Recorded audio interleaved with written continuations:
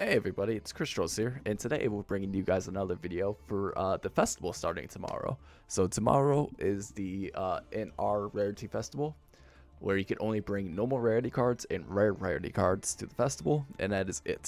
So today we actually got 3 deck profiles. I don't think it'd be any gameplay today, sadly, because the festival's tomorrow. So I'll have like individual game, like some videos for the. I'll link the I'll put a timestamp.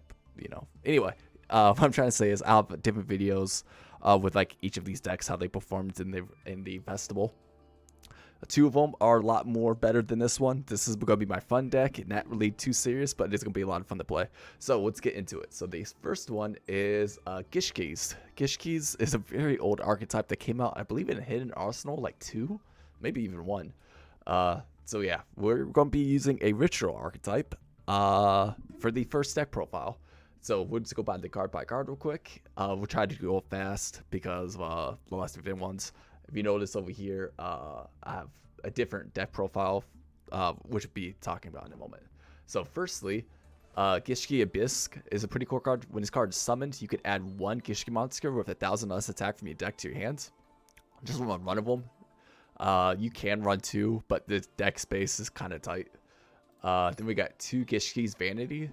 Vanity is during your main phase, you could discard this card. This turn, your opponent cannot activate spell traps or spell trap effects or monster card effects when a Gishki monster is ritual summoned, which is really useful. So definitely worth running at least 2 of them. We got 3 Manju with 10,000 hands. When this card normal flip summon, you could add 1 ritual monster or ritual spell from your deck to your hands. Run 3 of them for sure. Then we got 1 Gishki Marker. When this card is summoned, you could target 1 Gishki ritual monster or spell in your graveyard and add it to your hand. Then we got 1 Chain. When this card is normal summoned, look at the three top cards of your deck. You can reveal 1 ritual monster or ritual spell among them and add it to your hands. We got 2 Noli. When this card is summoned, you could activate the top 5 cards of your deck. Send any activated ritual spells and monsters to the graveyard and place the other cards on the bottom of your deck in any order. Not the best card, but yet again, it is a good way to just get rid of stuff that you need and get the cards into your grave that you need. Then we got 3 Beast. When this card is normal summon, you can target 1 level 4 lower Gishki monster in your graveyard and special summon that target. Then we got 2 Indication Candles and then 2 Talismandra. You can reveal ritual monsters in your hand, special summon this card from the hand. Then you could special summon 1 Indication monster from your deck, except for itself, which is really good because this gets more bodies on the field. And both of them have that bad effect. This one's spell, one's monster. So they should always be live. They just get more bodies on the field and you can use them for your ritual plays. Then for our ritual monsters, we got 2 Cyclone, Ifigishki, Mind Angus, 3 of them, and 2 Soul Ogre. And we got 2 Liviamania. So all these cards are pretty trash, by the way. This is not going to be the best deck in the format, but it's going to be a fun one. So Liviamania here. When this card declares attack, you could draw 1 card. If you do, reveal it. And if it's a Gishki monster, look at your opponent's hand. Look at 1 random card in your opponent's hand. It's not the best, but yet again, it's fun advantage that way. We got Soul Ogre. Once per turn, you can discard 1 Gishki monster and target 1 face-up card your opponent controls. Shuffle that target into your deck. This is going to be your boss monster. This is what you really want to get out. In fact, you could easily, if you wanted to, like cut 1 and add, add 2 Soul Ogres if you really wanted to. That's, have 3 Soul Ogres. That's perfectly fine. This is, like I said, going to be your actual boss monster. We got 3 Mind, my bad. Mind is most famous for having, FTK with this card, if I remember correctly. But basically, you can target up to 5 cards in your graveyard, shuffle those targets into your deck. And that's not a once per turn. So that's just when this card's summoned. So it's pretty good. Then 2 Psychs. This card is once per turn. You can declare 1 monster type and attribute. Look at your random card in your opponent's hand, and if it is a monster or a declared type and attribute, shuffle it into the deck. This card's not going to go off that often, but like I said, it is nice high attack. So your most one is going to be Soul Ogre. Then for our ritual spells, we got 3 Aqua Mirrors. This is a ritual spell to get them out. You could actual ritual summon monsters. You must tribute monsters from the field or hand whose total level equals the ritual monster. You can shuffle this card in the graveyard into the deck. Target 1 Gishki ritual monster in the graveyard. Return that target to their hand. So it has a little recycling effect. Then we got 2 Forbidden Arts. You must also tribute face-up monsters from anywhere on the field whose total level equal the level of ritual monsters, half the attack of monsters. This is anywhere on the field, so you can actually tribute your opponent's monsters, which makes this really good. Run 2 of them. Then for our staples, 3 MSTs. There's really not much spell or trap removal, so MST is definitely worth it. We got 3 Phantom Knights Fogblade, just in case you can't, if you don't want your opponent to pop your cards, because there is going to be some decks that could do that. Have 3, Fogblades for sure. Then we got 3 Bottomless Trap Hole. Just to get rid of monsters that might be an issue. What else? There's having 3 Compulse, by the way. Like, go ahead and I'm going to generate 3 of these. Compulse, by the way, is a really good one also if you don't run Bottomless 3 Compulse. Or if you just want to have 43 cards, if your deck isn't as tight, this Compulse device is definitely worth running also for this event. Just so you aware. Other than that, that's Gishki Ritual, which I'm going to be having a lot of fun in this rarity event. I hope everybody does enjoy this deck. It's not going to be the most competitive, but it is going to be a lot of fun, and I don't think anybody else is going to be running Gishkis, to be honest with you. So yeah, like I said, for me, I'm going to enjoy it, so can't complain. Other than that, we're going to do a quick edit, and I'll show you guys the next deck on the list of what I'm going to be bringing. I hope everybody enjoys. Sorry about that, real quick. About the extra deck here, it's just a bunch of cards that really don't do a lot. The big one is you want at least 3 or 2 Cross Sheep, because if you ritual summon, you could draw 2 cards and discard 2 cards. Other than that, number 52 is a really good card. Definitely run them. What else? I think that's about it, actually. Number 70 also, it's a pretty decent card. All of these you could go into with the Gishkis, no problem. So sorry about that. I totally forgot about mentioning that. Alright, so the second deck on the list here is, you guessed it, an NR only Blackwing deck. Now, this is not going to be as good as, like, a standard Blackwing deck, like for Rogue. Just be aware of that. I will have another Blackwing video coming up actually fairly soon. It should be the next video after this one. So just be patient on that. I will have another one coming up very, very, very soon. So like I said, this video is going to be kind of long, so let's just go right into it. The card by card, we got 3 Blackwing Oshua, the Squire. If you control a Blackwing monster other than this card, you can special summon this card from your hands. You can only use this effect once per turn. If this card is sent to graveyard as super material, you can target 1 monster on the field, change that battle position. This is the effect Blackwings, by the way. They can all special summon themselves if you control another one. We got 1 Blizzard. You could can't be special summoned, but when this card is normal summon, you can target 1 level 4 low Blackwing monster in the graveyard, special summon that target. Just run of him. We got 3 Harmartin. If you control another Blackwing monster other than itself, you can special summon this card. You can only use that effect once per turn. Then when this card is normal special summon, you can target 1 other Blackwing monster you control, increase that card's level by that monster. So yeah, this is a pretty cool card.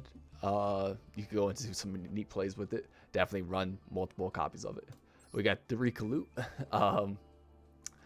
Yeah, if people who watch the progression series know how big Kalut is, it's not the best card. And standard Blackwings, you'd never even play it anymore. But in a limited format like this, it could actually really, really come up, especially if a lot of other big beaters on the ground, or if you need to actually have the attack boost to get over something. This is definitely a good card to have. So just be aware of that. Then we got 3 Bora and 3 Shura. What can I say? 1 card can go on. If you summon 1 card, Boros is a free special summon, and it's not once per turn. And Shura, if it does actually destroy opponent's monster by battle, you can special summon a Blackwing. That's the movie effect doesn't come up, but the fact is level 4, and a lot of these cards, they special summon themselves very, very easily. Then we got 1 Kikishi. This card can't be special summoned, but if this card was special summoned, my bad, it can't be used as a synchro material. That won't come up that often, but you just run one of them. Then we got 3 Chris. Chris could be special summoned from the hand if you control that Blackwing monster. Then once per turn, this card can't be destroyed by spell or trapped effects. Yeah, like I said, you're doing it to get more bodies on the field. Then we got 1 Sirocco, just as a big beater, just in case. You can normal summon this card without tributing. Then, like I said, once per turn, you could target 1 Blackwing monster you control, and it gains attack equal to the total attack of all Blackwing monsters on the field currently, except itself. Like I said, it's you can make game that way, target, you know, Bora, and have a really big to do piercing damage and stuff like that. Like I said, you normally don't play this in a normal Blackwing deck. You don't play Sirocco in a normal Blackwing deck, but it can't come up. Then we got 1 Vishuda. You just using it for a graveyard effect, really. Or if you do draw it in the opening hand, you can usually special summon it, go into Monk. You know what I mean? Just, yeah, can't really complain. And it's a graveyard effect. You can target 1 card your opponent controls and return it to the hand. It's a free balance if it's in the graveyard. Can't really complain. We got 3 of Wing of Recruity. This card's amazing, even in normal Blackwings. If all monsters you control are winged beast monsters, and you control at least 2 monsters with different original names, you can pay 600 life points and draw 2 cards. And all of the Blackwings are winged beast, and all of them will have different names. And like I said, it can special summon themselves very easily. This card's amazing, and with no hand traps in the format, hey, it's a free pot of greed. We got 3 MSTs. We got 3 mini controllers. This is really open slot, by the way. I'm using 3 mini controllers because it's a good card. You could easily change the battle position, or if you really wanted to, you can tribute one of your monsters that control via while your opponent's monster to disrupt their plays. Like I said, this is going to be really limited format, so it's going to be interesting to see how it plays out. Then we got 3 Bombless Trap Hole, 3 Compulsory Device, and 3 Phantom Knight's Fog Braid. That's the whole deck. Like I said, the idea is you get 1, you're going to get multiple, and it should be a lot more viable than the Ritual deck that that was in part 1 of this. But like I said, I think they're both going to be a lot of fun to play. For the extra deck, it's just a bunch of low rarity Blackwing monsters. 2 Cyros, 2 Soyas, 2 Armored Masters, 2 Chidochi, 2 Silverwind, 3 Silverwind, 1 number 52, 1 number 70, 1 Monk of the Tenyi for Vichuda, and then 1 Cross Sheep. That's about it, to be honest. They all don't really do that much impressive stuff, to be completely honest.